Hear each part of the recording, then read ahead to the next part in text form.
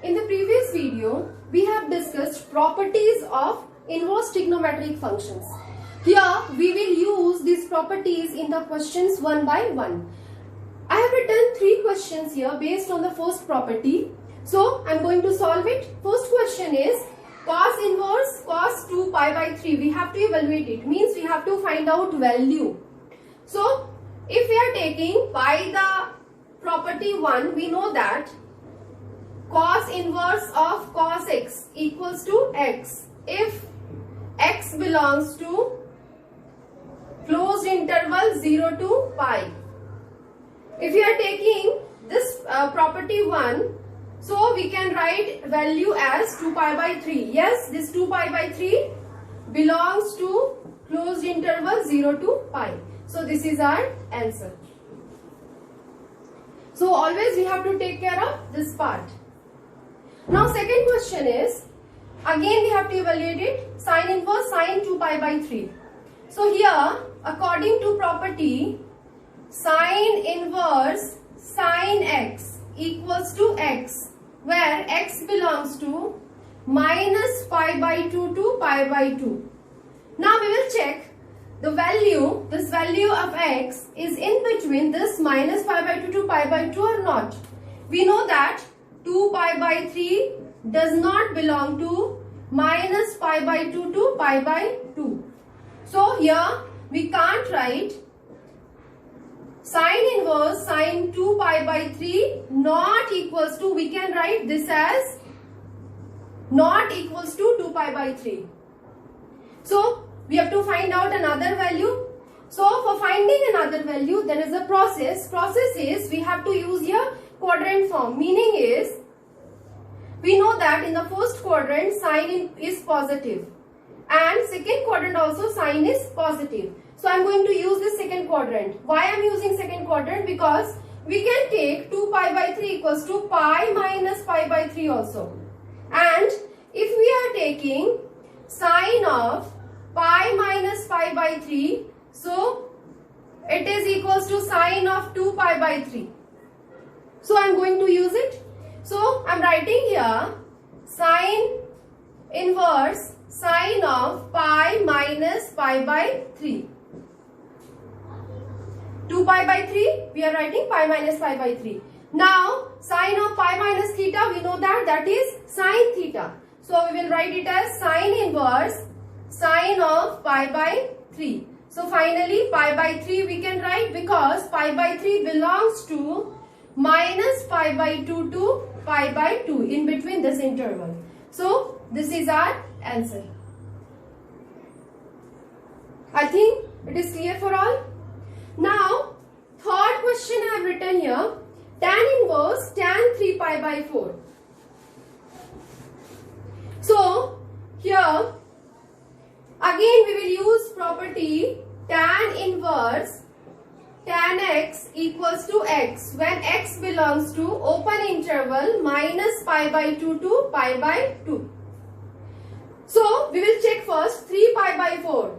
I think 3 pi by 4 does not belong to this open interval minus pi by 2 to pi by 2. So we can't write, means we can write here tan inverse tan 3 pi by 4 not equals to 3 pi by 4. We can't use property directly. So we have to again change by using quadrant system. So again we can write this value as tan.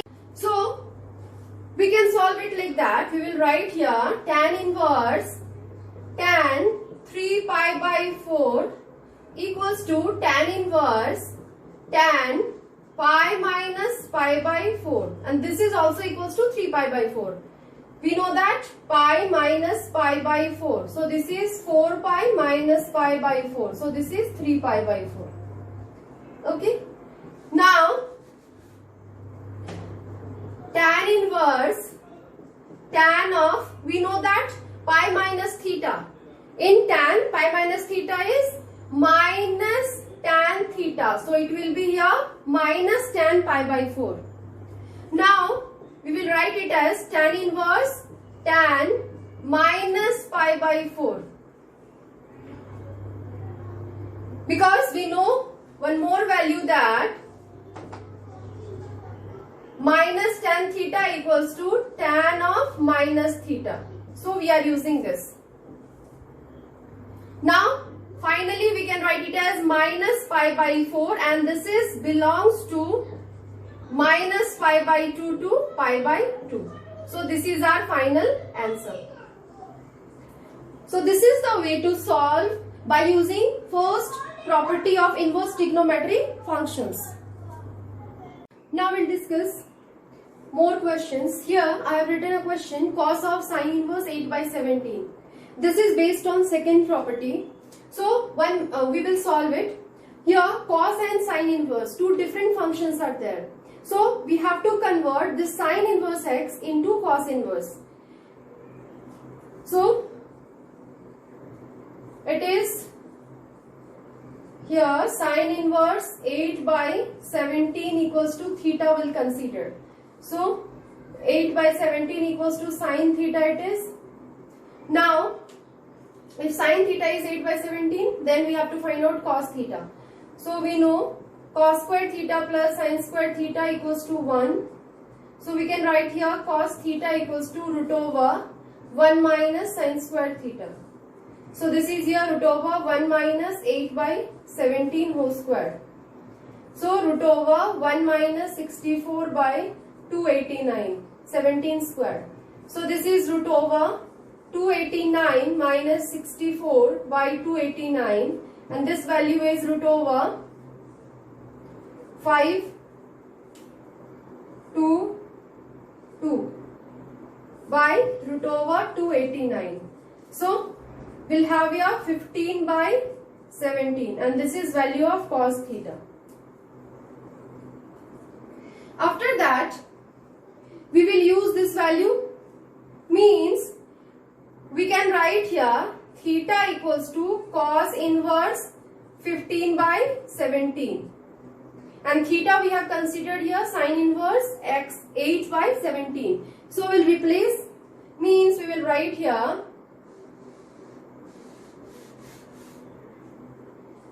in the question it is that cos of sine inverse 8 by 17. We have taken cos, this is theta, and theta value just now we have, that is cos inverse 15 by 17. So we will use here property according to second property. We will write here cos of cos inverse x equals to x if x belongs to closed interval minus 1 to 1. This is the second property. We have to use it. So first of all we will check this value 15 by 17 is in between minus 1 to 1 or not. Yes, it is there. So we will write directly 15 by 17. So this is our final answer. So this is the way to find out value. Similarly, we will discuss one more question. So here cos of cosec inverse 13 by 12.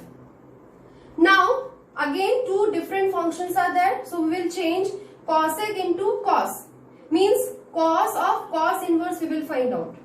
Always we will find out, we will change inside bracket term to outside bracket term. So we will write here, we will consider cosec inverse 13 by 12 equals to theta. So 13 by 12 equals to cosec theta. Now we will find out, we have to find out in terms of cos. So it is, we can write cosec as h by p, 13 by 12. So we have to find out b. So we'll find out it as 13 square minus 12 square.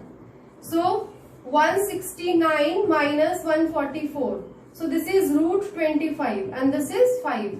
So b value we are getting here 5. So cos theta we are finding, cos theta is b by h.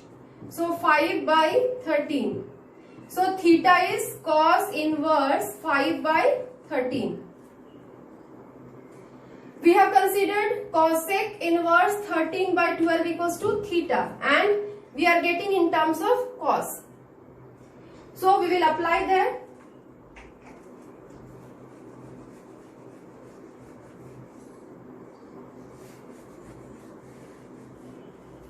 Means we can write it as cos of cosec inverse 13 by 12 equals to cos of theta, and this is cos of cos inverse theta value I am applying 5 by 13.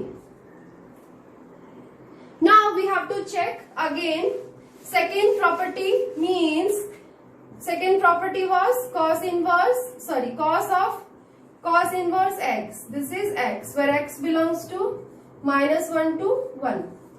So here 5 by 13 belongs to -1 to 1. So finally we can write answer, we have 5 by 13.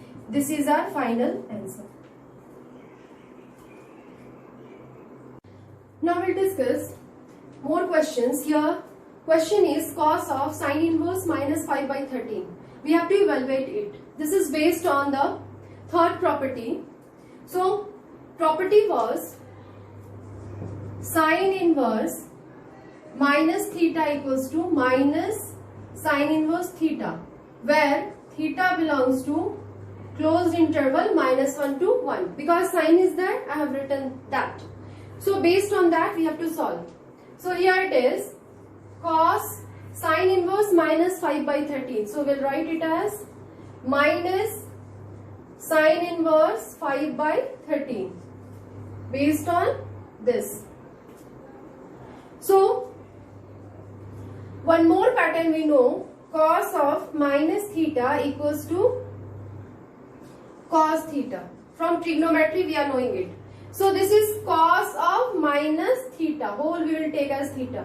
So we'll write it as cos of theta, cos of sine pi by 13. After that we will,